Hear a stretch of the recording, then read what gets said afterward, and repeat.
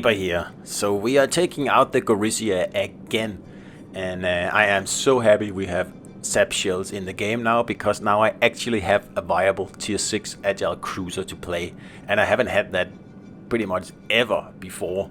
But Gorizia, it ticks all the boxes now except for the fact that it doesn't have torpedoes, but I can live with that because it has these amazing SAP shells.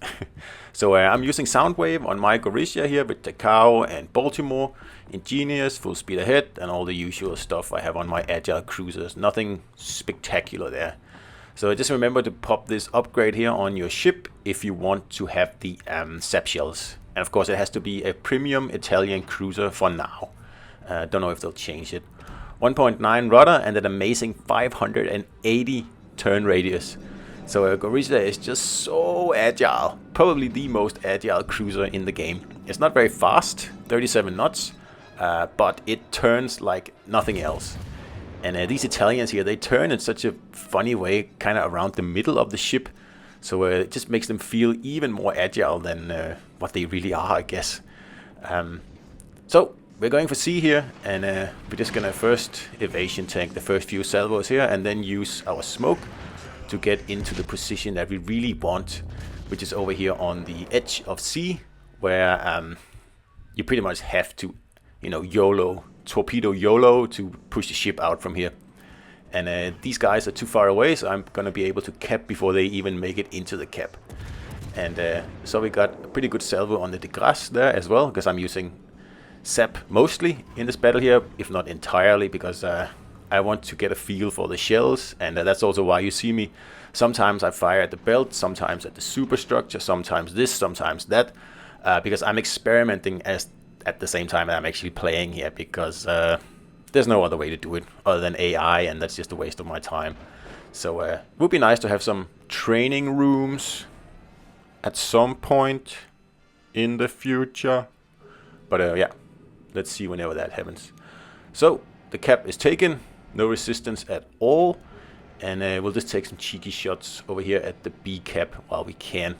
I'm just gonna wait for the Reds to come a little bit closer, because like I said, I don't have torpedoes in the ship here, so it's not the best brawler, only against destroyers, which you will see in a minute. So that rolling smoke just is so handy, because you can use it for so many things. Like I used it here in the beginning of the battle to get into the position that I wanted. And of course you can still fire, because my concealment in the smoke is 6 kilometers. So as long as the Reds are more than 6 kilometers away, you can still fire from your smoke while you are positioning. And I mean, that's just awesome. And of course the most important thing about this ship here, other than the new SAP shells, is the fact that you also get a sonar. Which is why this is one of my favorite ships in the game now, because it's just so powerful. I mean, it's a real menace. Because you have that smoke, you can get in really close to destroyers, and then you can pop your sonar, and yeah, it's good night for those destroyers. I'll show you later in this battle here. First, we have to get rid of this Talon here, because he's a bit of a problem. He's obviously going for me. So that's why I'm just trying to use my smoke, but I get spotted again because he's within 6 kilometers of me. So I kind of wasted the smoke there, but I didn't know he was going to actually push in on me. But luckily the other cruisers here and the battleship are defending me, so I should be able to win this one quite easily here. Unfortunately, I can't get all my guns on target. I really want to. You can see me contemplating it all the time, but he's going to be able to citadel me then, so I don't want to do that. And unfortunately, I just missed out on the kill there. That would have been a Kraken otherwise. But anyway, that's this flank here secure. I mean, there's nothing else to really do over here. There's a battleship, but who cares if he enters the cap? We can just keep resetting him from somewhere else on the map.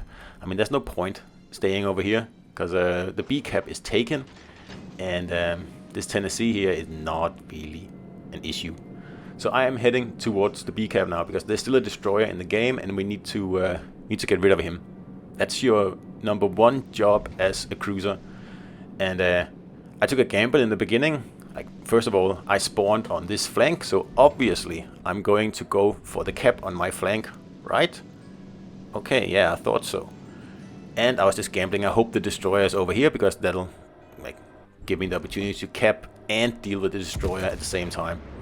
Unfortunately, he wasn't. He must have been a B.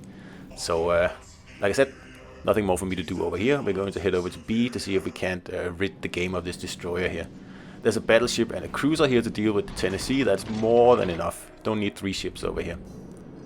And you see the Reds, they're already down to only 4 ships, which is, yeah, pretty amazing actually. I didn't even realize that until now.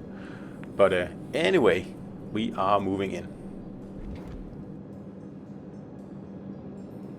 That's another nice thing about, you know, showing your broadside in a cruiser where you know you can angle very, very quickly, and if you have to, you can smoke up, because people cannot resist shooting at you, and they're going to give away their position when they do, meaning that they'll be spotted for at least 20 seconds, probably much more than that, because usually they just keep shooting, and they give up like the one chance they have to position right. And if your team can, you know, make the best of that, well, the game is pretty much already won. You see how the de Grasse over on this side here, he wanted to get at my broadside, and he shot, and he was broadside himself, and he got absolutely punished for that. And I took no damage. So, I mean, that is another perk with agile cruisers, but you need a team who, you know, gets it, really. So the York buys it there, but I'm just gonna steal this kill here, because why not? So, I will now grab the B cap, because we are losing the A cap, as you can see, and the remaining blue ships are just too far away to be able to do anything about this here. So I'm gonna have to move in, which is fine. That's what cruisers do, right? As long as this Nelson here is kept at bay, then there's really no problem. There's only an Exeter and a Westeros left, and none of those are really a problem. The Nelson is a problem though, but as long as we keep a mountain between him and myself, we should be fine. So the main reason that semi-armor piercing or SAP shells have changed this ship here completely for me, I will show you in a minute. Because the problem with Gorizia has always been, like, this is a really nice ship, very, very agile, and just like full of utility with that smoke and the sonar. The problem is the reload. And sure, you can like boost your reload down to 12 seconds if you really want, but then you give up everything else. I don't do that. I leave it at 15, that's fine.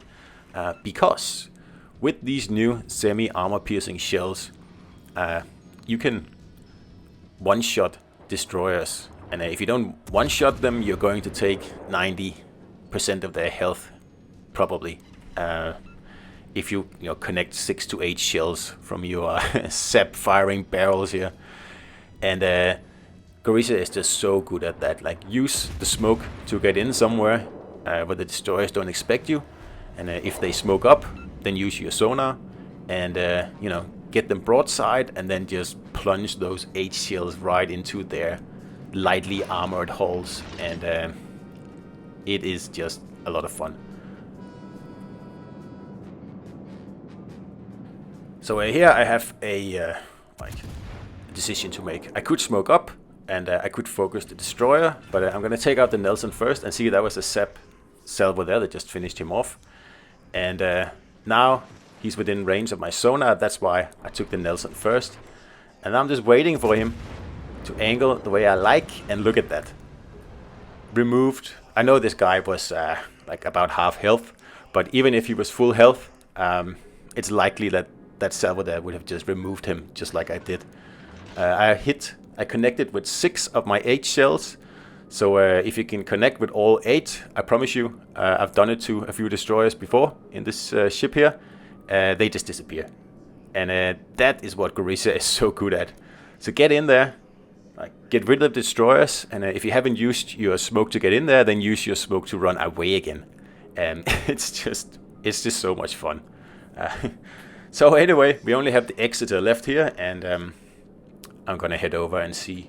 Because obviously he's over here in the smoke. I mean, it's not really hard to guess where he's hiding. And I mean, I have a choice here. I can sit behind this piece of ice here and cap, get a lot of XP that way. Or I can just rush the Exeter and take him out and then get another kill. It's probably roughly the same XP. And I always play for XP. So I'm just debating with myself here, should I cap or should I? But then he pops up and he's actually spotting me, so okay, he makes a decision for me. I mean, I could have smoked up in here and just, you know, been sitting here and capping while he was out there, and then perhaps take him out after. And in hindsight, I probably should have done that. But in the end, I don't think there's much difference in XP here. So someone removes almost all of her health, and let's do another kill steal here. I think this will be our third kill steal in this match here. But who cares? Who's counting? And that's the end of the Exeter. And that was another Gorizia video here with semi-armor piercing shells that I just find amazing on this ship here. I haven't tried the other premium Italian cruisers yet because I don't really care about them, to be honest. But Gorizia, definitely a whole other ship now. And if you don't have it, it's worth contemplating to buy now. So anyway, hope you enjoyed this video here, guys, and I'll see you out there.